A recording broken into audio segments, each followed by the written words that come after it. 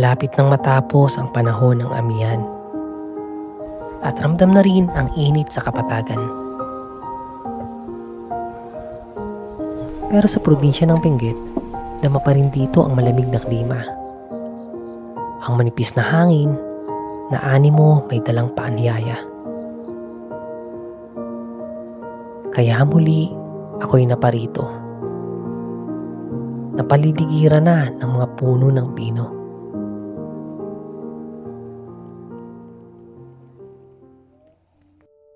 Ang bayan ng Itugon ay matatagpuan sa paanan ng rehiyon ng Cordillera.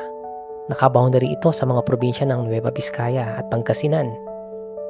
At maliban sa mga mas kilala ng mga bundok kagaya ng Ulap, Ugo at Pigingan na matatagpuan din sa bayan na ito, may mga bagong bukas na bundok pa rin na umuusbong sa turismo.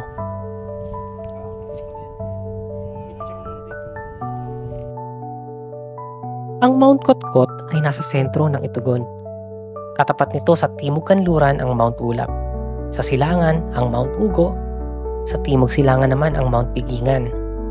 At kung maaliwalas ang panahon, ay matatanaw sa malayo ang Mount Timbak at Mount Pulag na pinakamatataas na mga bundok sa rehiyon ng Cordillera.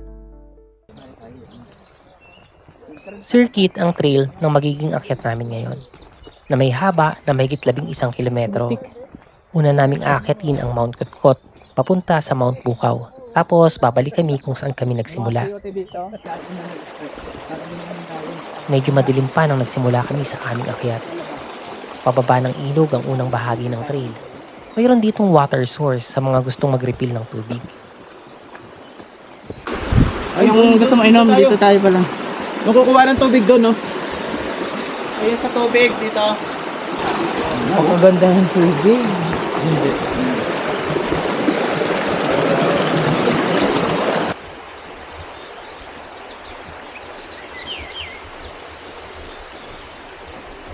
Magandang umaga.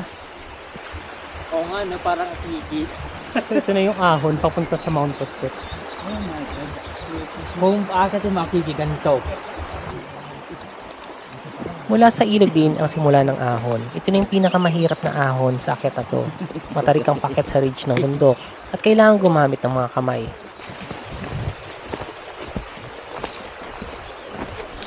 Nadudurog din ang lupa kapag tinatapakan, kaya kailangan din na mag-ingat at magdahan-dahan.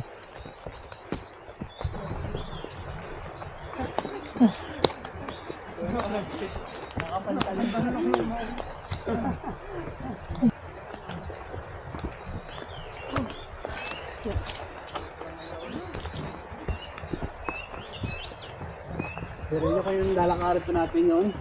Mula sa may van. Pagdating sa ridge ng bundok, medyo banayad na ahon na lang mula dito. Halos mga puno lang ng pino ang tumutubo sa magkabilang bahagi at maging sa mga kalapit na bundok. Marami mang puno ay maaliwalas pa rin ang paligid. Malinis at malinaw ang trail kaya hindi ka maliligaw. Sobrang sinik ng trail dito sa Mount Kotkot. Ganda. Dito rin sa ridge ng bundok namin nakita ang malalaki at mga century-old na puno ng pine trees. Nakakamangha. May bakas pa ng sunog ang mga puno na tanda ng bushfire tuwing panahon ng tag-araw. Ang laki nitong puno ng ano? Ang laki nitong puno ng pine tree. Laki nga, ganda. Ilang taon na kaya to? Laki oh. Dito ka sumuot ka dito. Ano yung century tree? Oo. Century pine tree. Gomez Jackie Kasi picture. bihira lang yung lumalaki ng ganito, no? Scenic ang trail sa ridges paakyat ng Mount Kotkot. At isa ito sa mga pinakamagandang trail sa mga bundok na naakyat ko.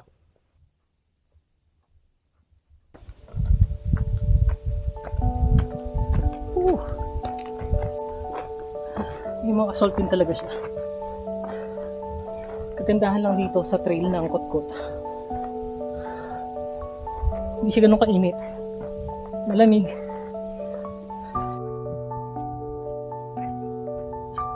So, it's 7 AM. Nakakadalawang kilometro na kami. So, sabi naman ng organizer namin, nasa around 16 kilometers lang naman to. Pero kanina sumakay kami ng elk. Siguro mga 14 kilometers na lang or less than. Napakaganda ng trail nitong Kotkot. Parang sobrang peaceful lang niya. Halos yung buong trail napapaligiran ng pine trees.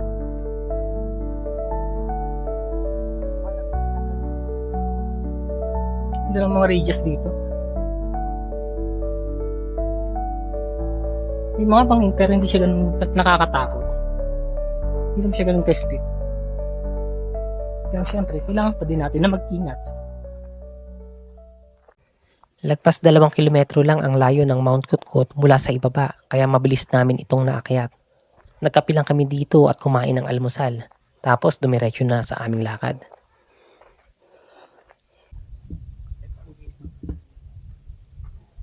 Okay, so nandito na tayo sa Mount Kutkot.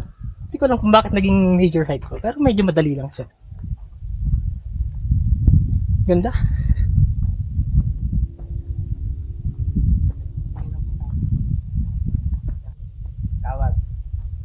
Saglit lang siya, no? 2 kilometro lang buhat doon sa kanina. Mount Kutkot. 1,612 lang pala to. Nauna pa sa amin yung aso, yun, no? Hardcore yan eh. Hardcore eh. Naamoy nga yung hotdog eh. Okay, so mula dito sa summit ng Mount Kutkot, tanaw dito, yung mataas na bundok na yun, ang Mount Santo Tomas. So dito, nakokoberan lang siya ng mga pine trees. Pero yan yung trail ng Mount Ulap. Bro, pick pa tayo, si Rabner. Ayun pala yung bundok ko minag-double ko. Mula sa Mount Kutkot ay halos banayad na lang nalakad. Mas maaliwalas na rin ang paligid dahil sumikat na ang araw. Sa silangan ay maaaninag ang matataas na bundok sa bayan ng Kabayan. Gayun din ang mas malapit na mga bundok ng Ugo at Pigingan.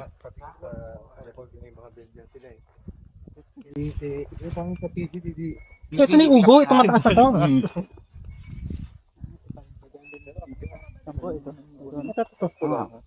Ano yung parang shepherd ng tanda tinda? So yun yung timbak, yung kanilang tinuturo ko, nakala ko Mount Ugo. So ang maganda dito sa trail ng Mount Kutkot, dahil nakasikat na yung araw, madaming puno ng pine trees. Hindi ka masyadong masisikatan ng araw. Yung mga lilim. At yung mga pine trees dito, parang mga century old na yung iba. Malalaki na yung puno. Hindi kagaya dun sa ibang trail. So dito sa kabila, ayan, ito yung trail kung saan Mount Ulap. Kagaya ng Mount Ulap, pastulan din ng baka ang Mount Kutkot hanggang Mount Bukaw. Kaya may mga nakasalubong din kami na mga baka. Ito na yung mga baka na nakasalubong namin dito sa Mount Kutkot. And by the way, itong mga butas na yan, nilalagyan siya ng asin ng mga may-ari ng baka. So, yung asin, parang mineral siya na dinidilaan ng mga baka. Ayan sila.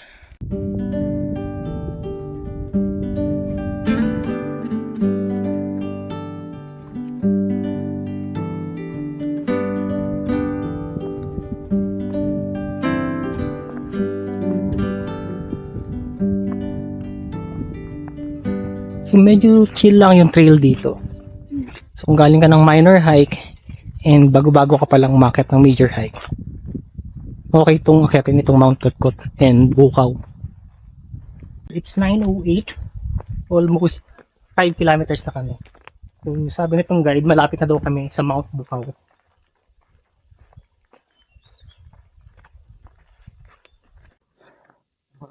So mula dito sa spot namin, ito na yung Mount Bukaw sa kabilang side. So siguro mga ilang ahon na lang, mararating na namin yung pangalawang bundok. So mula naman ngayon dito sa location natin, ayan, yan ang Mount Pigingan. Huli kong nakita yan mga 2017. Almost a decade na din.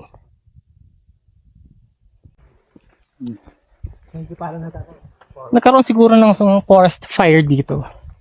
So ayan, medyo nasunog na yung mga puno ng pine trees. And I think malapit na kami sa Mount Bukao.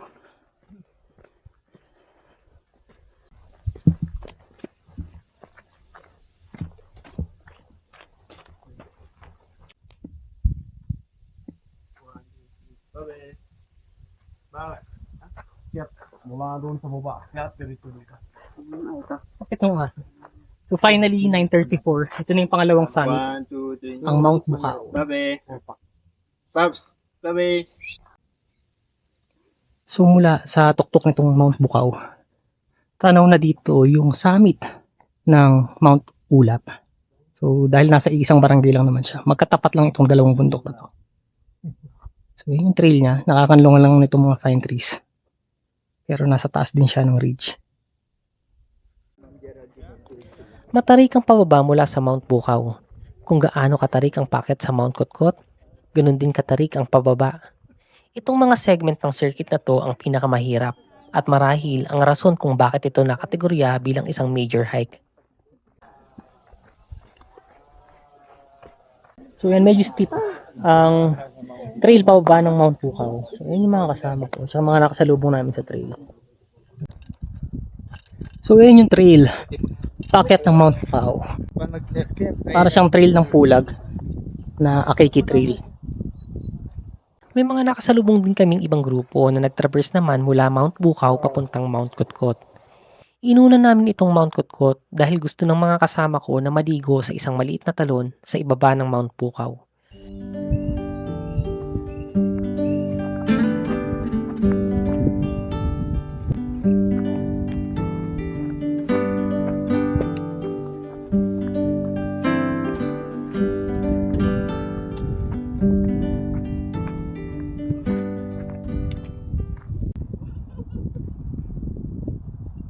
So mas malinaw na dito yung trail papuntang Mount Ulap. At doon sa di kalayuan, matatanaw yung damage na ginawa ng mining company. So it's 11:40, nakaka 8 kilometers na kami. Mula dito, nadidinig ko na yung lagaslas ng tubig ng ilog. So yung side trip namin, magka-side trip kami sa isang waterfalls. So hindi siya yung typical na itinerary pag umakyat ng Mount Kotkot.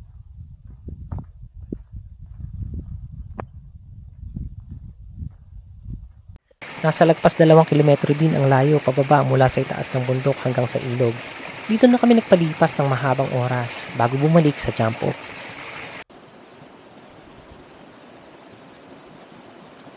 So nandito na kami ngayon sa ibaba ng ilog. At mahigit 2 kilometers yung ibinaba namin mula sa summit ng Mount Bukao.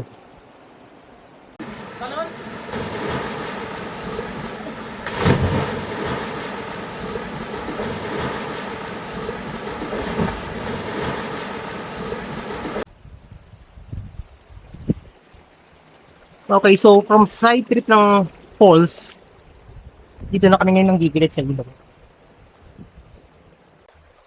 Hindi ito yung typical na trail ng Mount Kotkot.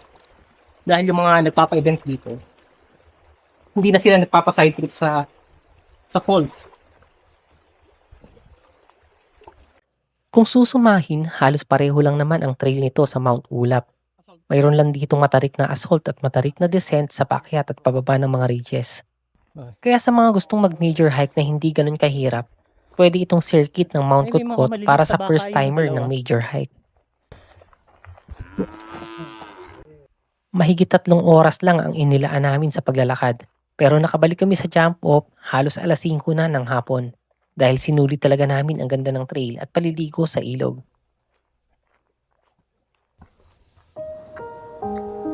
Sa huli, habang tinataha ko ang landas pabalik, ay nakaramdam ako ng panibagong sigla. Ang paglalakbay sa luntiang kagubatan at matataas na puno ng pino ay paalala na ang simpleng kaligayahan ay matatagpuan sa yakap ng kalikasan. Hanggang sa susunod na akyat, ako po si Mond. Maraming salamat.